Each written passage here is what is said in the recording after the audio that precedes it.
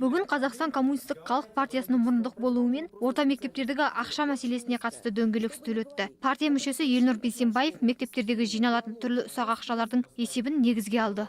Негізі білім министрлігі орта мектептердегі кітап және тамақ мәселесіне, сондай-ақ басқа да ұсақ түйек үшін ақша жинамауға тапсырма берген. Алайда әсіресе биыл мектептерде кітап жетіспеушілігі қатты білінді. Біраз мектеп апатты жағдайда, ал ата-аналардан ақша жинау басылмай тұр.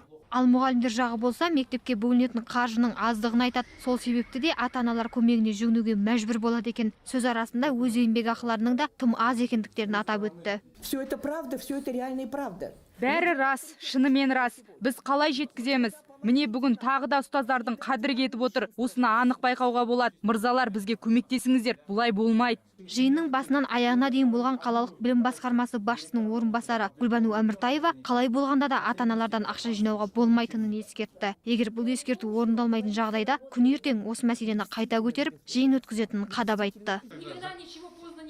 Бүгін осы жиында негізгі мәселелерді талқылап алайық. Ал ертең арнайы орта мектептердің ұстаздары мен ата-аналарына жиналыс өткізейік. Ата-аналардан ақша жиналмасын, алынғаны қайтарылсын.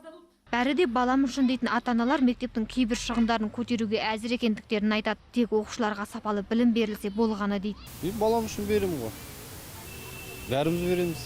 Сонымен 2 сағатқа созылған дөңгелек үстелде мектепке қатысты барлық мәселе талқыланды. Олардың шешілу-шешілмеу жағы тек алдағы күндер еншісінде ғана қалмақ. Ақбота Мұсабекқызы, Серік Қаржаубаев, Қазақ Ньюс.